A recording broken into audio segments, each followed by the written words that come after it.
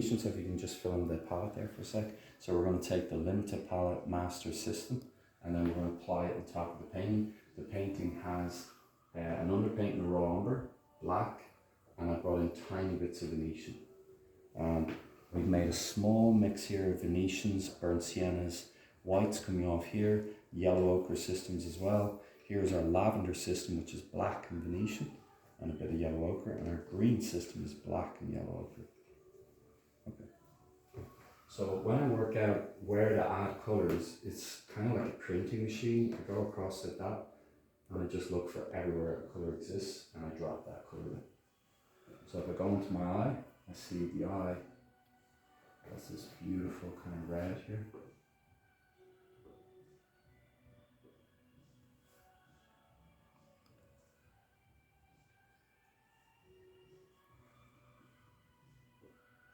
This does not have the red. The red is under the nose as well, and there's a tiny bit of oil. So this is the first time I've added oil. And the brilliant thing about the glass is, look, you can see your glaze. So there's a glaze, there's no mystery. A glaze is glass. That's what it means, right? Glass. So you can see through it. So I'm going to check my glaze, and I look here, and I see how red that tone is underneath. So I increase my Venetian, balance my finger, and I'll drop that bit of red on the nose there like that.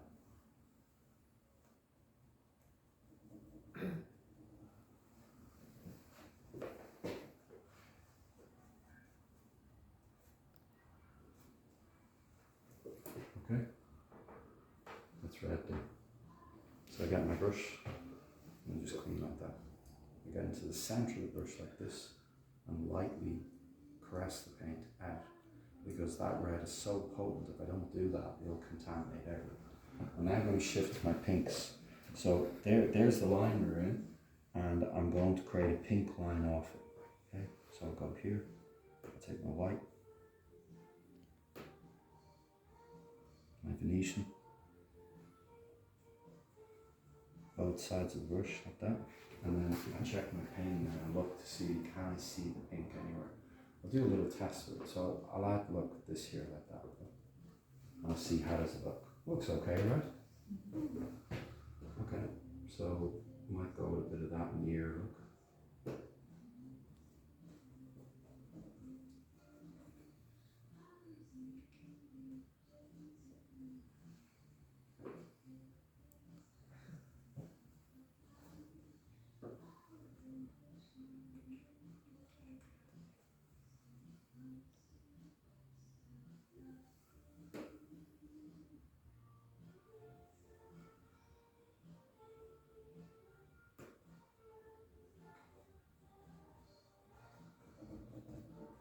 There's loads of areas that might benefit from just little bits of it. Look, so just like your Monet painting that you're doing, there I'm scumbling, right?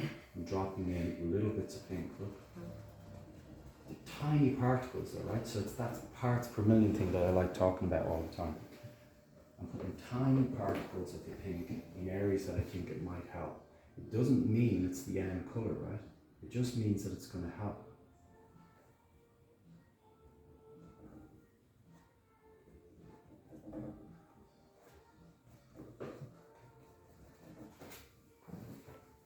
Brush.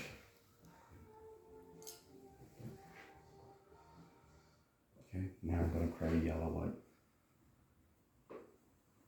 Yellow ochre, white. Could someone pass me the yellow ochre, please? Is there yellow ochre there? If not, it's on the chair inside. Yeah. Is that yellow ochre? So you squirt it out, you finish flat, and look, your tube is flat like that. So, yellow ochre, white. You can see that in the paint, there's a lot of areas that are yellow ochre, right? So I know I have to give it a good bit of real estate on the board. I'm going to start off with the darker ones, and I'm going to combine them with the DNA of the pink. So, as I said, I see them like families. These two together, mother and father, right? That makes the colour baby that is connected. So if I connect off the last system, it naturally will be bound. to a colour system that helps us see things. And once again, I'll do a little test. Look, I'll come along here and I'll see, okay, yeah, that's pretty nice there. And then I'll go through the painting and I'll add it wherever I think it's beneficial.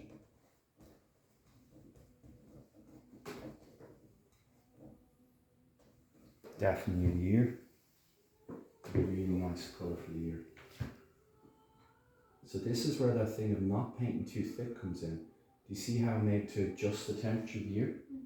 And there's no linseed oil left. If I added linseed oil, just what you were saying earlier on, this would turn into a soup.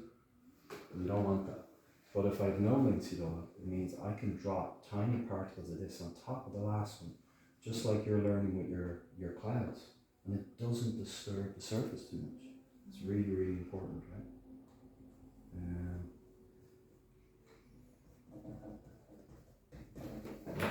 I'm going to stand back like this now. It's kind of like a sword fight. I love that. I got really excited when the painting's at this stage. So I'm like, and that really is what it's like for me. It's really like a battle. It's a really exciting battle. You know?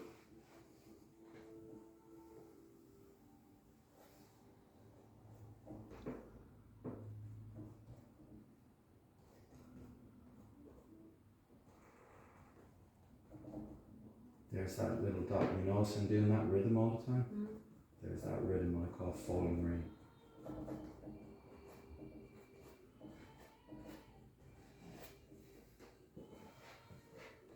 Okay, now I'm going to go up in white. So I'm going to come off that system. I'm going to increase the white. And I want to see where it came from. So you'll notice on the palette there, if you can see with the camera, there's where I was. There was the mixture of the two, the baby. But I'm going back to the original one and I'm increasing white. I can see where I was, look, and I can clearly see this is distinctly different. Look, it's really bright. And I check the paint and I see, yeah, okay, probably here. Once again, I'll do the falling rain, look, like that.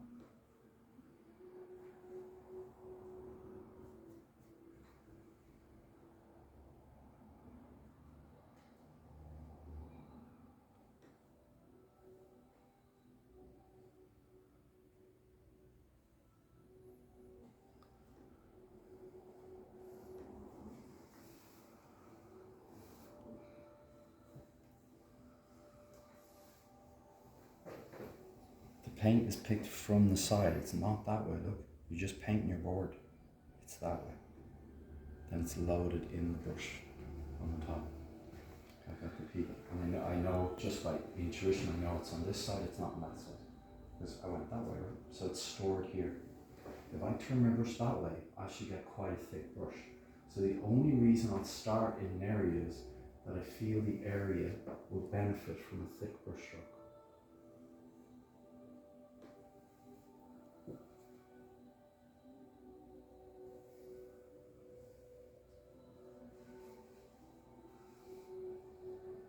So here you can see, I'm opposed to hunting, but here you can see it's like hunting, that's how I see it. Okay, I know, it's much better saying, like a buzzard hawk. I'm flying over looking for rabbits and wicklow. You see those beautiful birds in wicklow? So that's what's happening. Look, I'm looking for flying above a field, looking, I'm seeing anywhere that I think can benefit from this tone. And I do not go down unless there's something there to benefit from.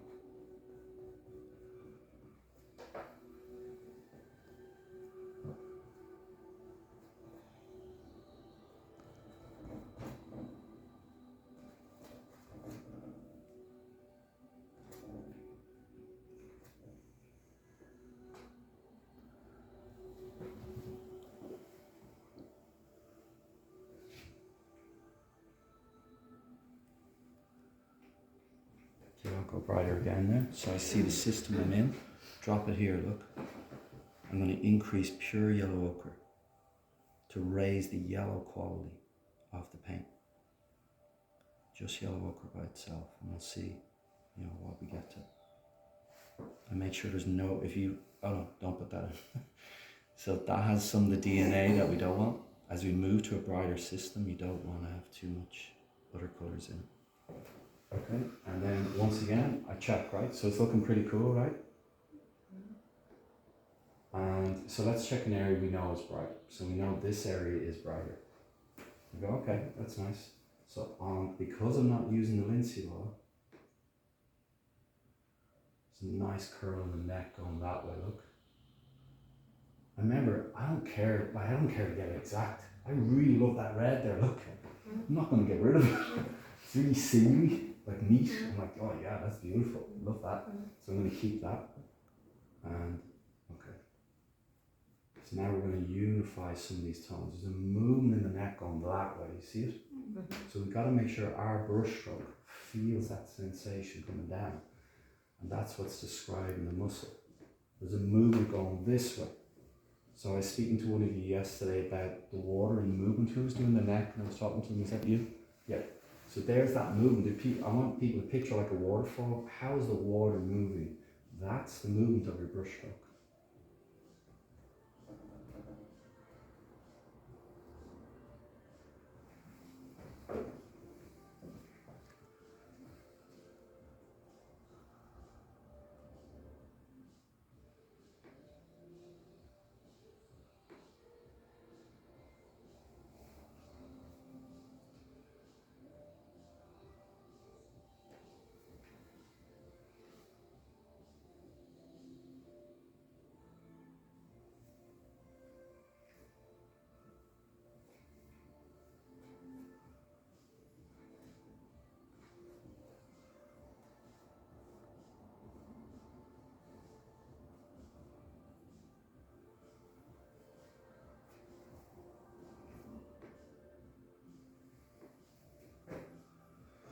Okay, big brush.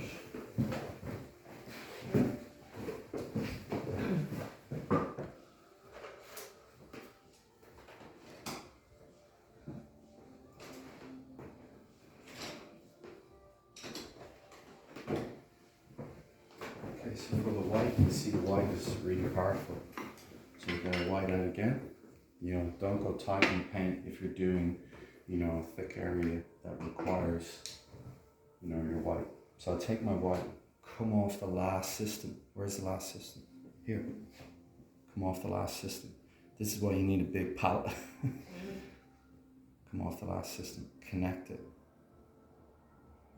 You know, make the DNA connect.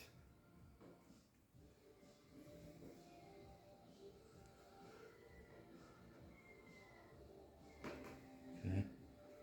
So what's happening there is I'm looking right there. You see the colder part of the white? I'm making that one first because you're leading up to that. So they're like notes. This is like, this is, that's how I see it. So okay, I know that has a bit of a flash in it. This one doesn't. This is nearly pure white. So okay, grab that. Now we've got a chunky brush. Make sure there's enough on the brush. I'm picking it sideways. Exact same technique as a small brush. Okay. And I'm looking and go, no, it's too much. So I'm going to take a bit of the yellow ochre. Look, there's my yellow ochre raw umber mix. Okay.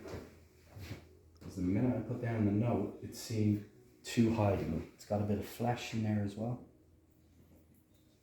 So I can tint it with this one. Okay, that's better.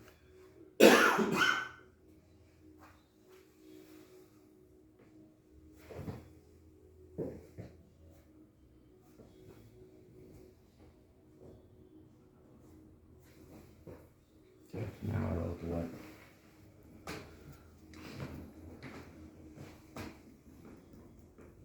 And I just ask myself, is there any other things I can add to it to just tint it a little bit? So I'll take a bit of the yellow ochre, a bit of the Venetian, just to make it a slight pink. You see there? Yeah. Okay. There we go, look, beautiful.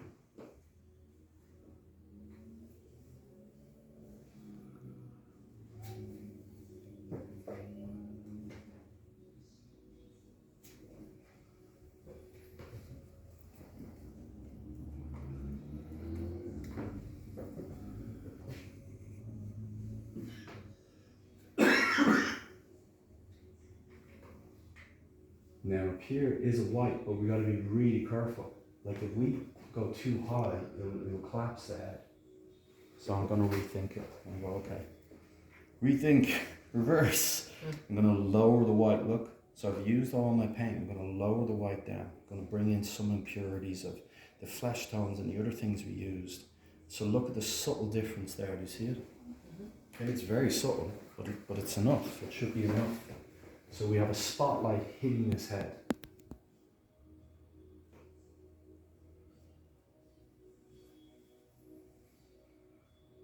Check your position.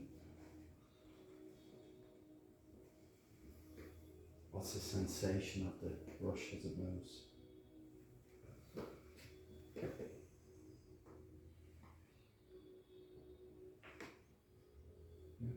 So now I've got a black. This is the first time I'm going to a dark. I'll take my oil and I'll drop it here by my dark system. Black. The reason I've added oil is darks are shiny. Put my brushes down.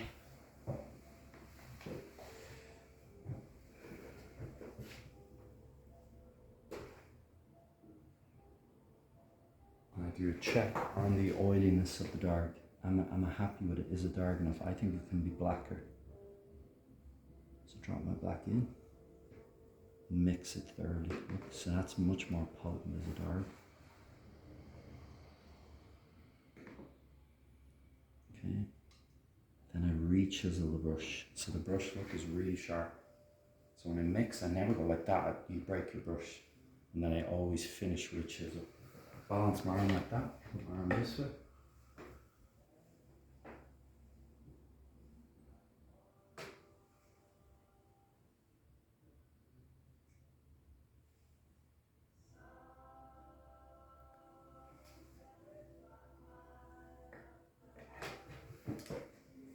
And then get a tiny water brush.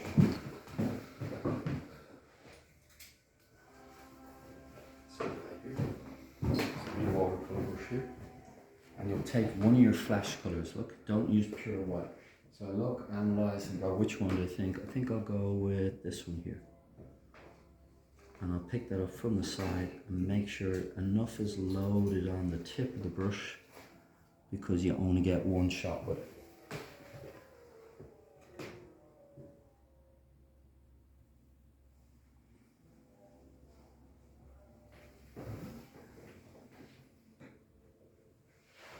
Okay, and then same here. I'll take the pink, I'll load this one up and I'll use this for the nose.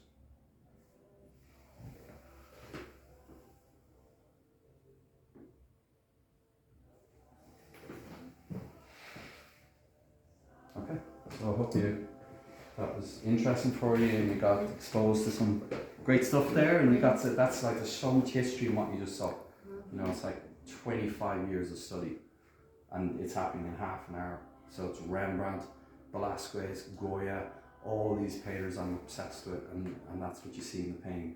And you can see the energy, hopefully you saw the energy, that's the big one. The energy is like water, right? The brush strokes are kind of like water. I don't see a head, I just see water going over the surface. So when it goes over the nose and the cheeks, it's going like that. Right? When it's going up the neck, it's going like that. So it's water, and that's really good. Okay, cool, thanks guys. Okay, thanks guys. Thank you. Thanks so much for